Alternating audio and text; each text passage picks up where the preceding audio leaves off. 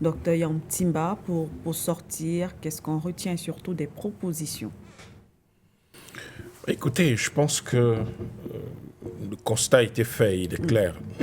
Et là, il a eu deux illustrations extrêmement intéressantes, ou trois illustrations. Les Africains veulent une reprise en main, veulent reprendre en main leur pays, que ce soit sur le plan sécuritaire et politique, comme on l'a vu au Tchad, ou que ce soit sur le plan économique, avec une reprise des patrimoines infrastructurels et industriels. Oui, C'est extrêmement important de le noter, de le constater. Les méthodes peuvent varier, l'expérience aussi dans ce genre de démarche peut faire qu'on ne fasse pas bien, qu'on essaie de faire comme on a toujours fait, mais peut-être qu'il vaut mieux faire différemment.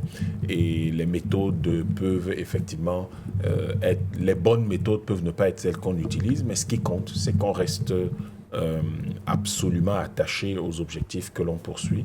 Et c'est ce que les Africains attendent. Maintenant, il faut savoir que tous ces éléments, ou disons toutes ces actions, sont des actions qui, dans nos villages, ressembleraient c'est un peu comme si vous aviez un grand événement, un deuil, un enfant qui naît, etc. Lorsqu'il y a ce type d'événement dans nos villages, ben, on n'invite pas les gens. Vous entendez la clameur et vous accourez. Donc, toute l'Afrique doit aller exprimer son soutien au Niger, toute l'Afrique doit exprimer son soutien au Tchad, toute l'Afrique doit exprimer son soutien au Cameroun. Et je pense que nous avons là ce qu'on appelle des benchmarks qui devront nous servir à l'avenir pour finaliser la reprise en main du continent sur ces trois plans que nous avons évoqués. Donc, maintenant, fondamentalement, il faut que nous sachions qu'il est quand même beaucoup plus facile que quelqu'un vous vole ou que quelqu'un ne vous paye pas lorsque vous utilisez son bon du trésor. Et je crois que la constante dans les trois pays que nous avons évoqués ce matin, c'est le franc CFA, auquel nous devons mettre fin parce qu'il nous empêche de comptabiliser correctement les ressources de nos pays et, dans le cadre des concessions internationales, de ne pas pouvoir clairement de ne pas pouvoir bénéficier de tout ce dont nous pourrions bénéficier. Et ça va créer des avatars assez un peu pertinents et même scandaleux, comme par exemple les éléments, la pression qu'on laisse le FMI exercer sur nos pays alors que le FMI ne vaut pas grand-chose. Parce qu'au fond, quand vous prenez une institution qui vaut peut-être un peu plus de 100 milliards de dollars dans le monde, vous ne pouvez pas comparer une telle institution à des pays dans lesquels on vole l'équivalent en milliers de milliards. On aurait eu ces milliers de milliards que le FMI on demanderait qu'est-ce que c'est. Mais là, on est obligé de dire ah oui, le FMI est là, donc, et la Banque mondiale. Donc, il faudrait qu'on arrive il faut mettre fin rapidement au franc CFA. Parce qu'en même temps, les bases militaires, c'était pour protéger le franc CFA.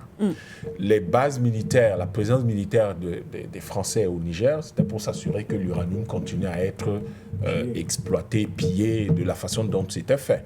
Et il faut savoir qu'aujourd'hui, la grande peur de ces gens-là, c'est par exemple que des acteurs qui ne sont pas agréables à leurs yeux, ce soit eux qui profitent de l'uranium nigérien. Sauf que ces acteurs sont prêts à payer correctement, à avoir des relations commerciales normales avec le Niger, et il faut bien que le Niger puisse, comme le disait un téléspectateur, apporter du bien-être à son peuple.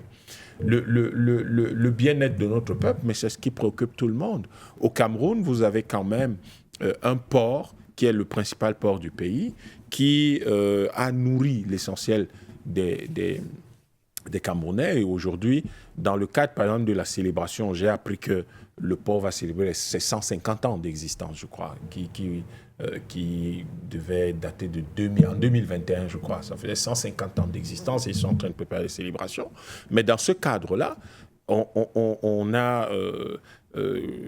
y a eu une conférence à Fondation Afrique Avenir où on a appris beaucoup de choses. On a appris, par exemple, qu'au fond, il n'y a pas un seul mur au Cameroun, il n'y a pas un seul kilomètre de route, il n'y a personne au Cameroun qui a étudié sans que d'une manière ou d'une autre, soit les fournitures scolaires, tout soit passé par le port de Douala. Donc c'est une infrastructure qui a à la fois une importance historique, économique, politique, stratégique, géostratégique de premier plan pour le Cameroun.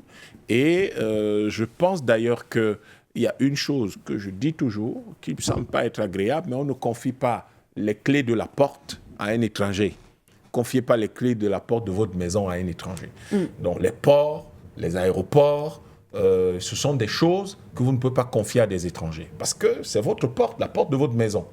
Et je crois qu'aujourd'hui, si le terminal à conteneurs est pris, il y en a d'autres. Terminal à bois, etc., qui doivent être récupérés pour que les Camerounais puissent diriger ça. J'ai quand même du mal à croire que des gens s'imaginent qu'on exploite l'uranium au Niger depuis 47 ans et puis pendant 47 ans, les Nigériens n'ont rien appris.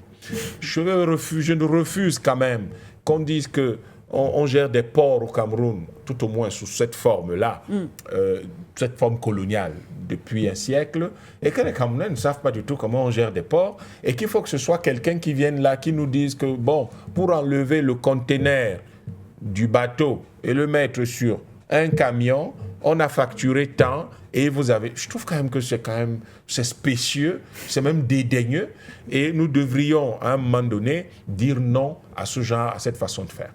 Et nous devons protéger nos environnements politiques et nos environnements économiques. La protection politique, il faudrait que ceux qui arrivent au pouvoir, ce soient des gens qui soient en accord avec la population, avec la jeunesse particulièrement, et que ces gens-là aient une vision de solidarité, parce que vous voyez bien ce qui se passe là.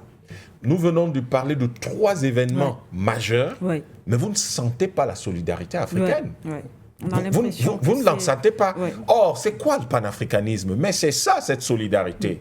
Et ce manque de solidarité, c'est ça qui laisse croire aux autres que nous sommes fragiles. Mais nous le sommes effectivement. Parce que sans qu'il n'y a pas de solidarité, les gens sont isolés. Et cette isolation, ou cet isolement, peut-être mieux cet isolement, parce que ce n'est pas de l'isolation, c'est un processus technique. Cet isolement politique fait que, malheureusement, les actes que nous posons, qui sont souvent historiques, n'ont pas l'impact suffisant pour pouvoir provoquer le décollage de l'Afrique. Ça, c'est la première chose sur le plan politique. Il nous faut donc, ça justifie notre programme de 10 000 élus panafricanistes qui doivent prendre le continent en charge pour installer des politiques nationalistes, souverainistes dans chaque pays. Sur le plan économique, nous devons mettre fin à ces éléments-là. Nous avons commencé par le franc CFA, mais nous avons des éléments comme l'OHADA, comme le CIMA. Toutes ces choses, il faut y mettre fin.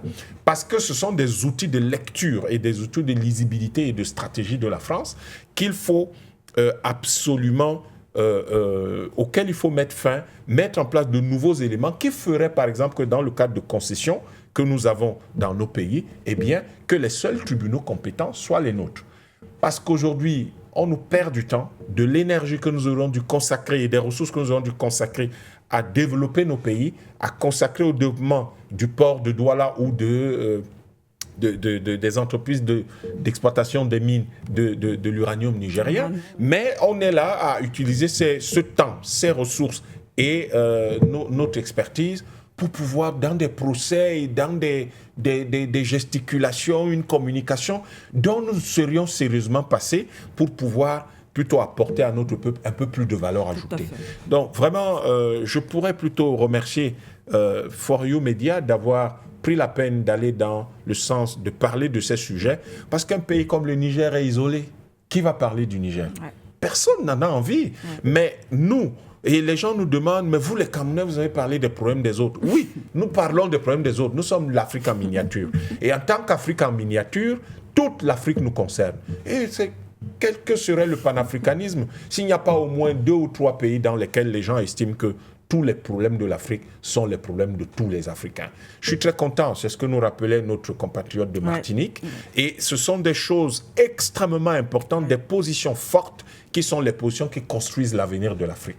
Donc, merci pour cette matinée. Nous espérons qu'au Cameroun, le port de Douala va continuer à se développer et que la justice va devenir une justice non seulement compétente pour se saisir de tous les problèmes, mais compétente sur le plan professionnel pour les gérer. Et le professionnalisme veut dire qu'il ne faut plus qu'on parle de corruption de notre justice. Il faut que nous développions tous ces éléments-là et que le Tchad sache qu'il peut compter sur le Cameroun et sur les Camerounais dans sa démarche et que le Niger, nous avons eu quelqu'un qui a une expertise avérée, il y avait qu'à l'écouter, dans le domaine du nucléaire, que le Niger sache qu'il peut compter sur le Cameroun et que tous les pays africains sachent qu'ils peuvent compter sur le Cameroun. Mais ça indique, je sors par là une chose intéressante.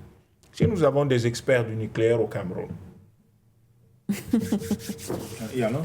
non, si nous en avons, Ça veut dire qu'on peut aller plus loin. non, ça veut dire que, pas qu'on peut, ça veut dire que nous irons plus loin. En fait, ils nous rassurent sur l'avenir. Tout à fait. Merci à vous.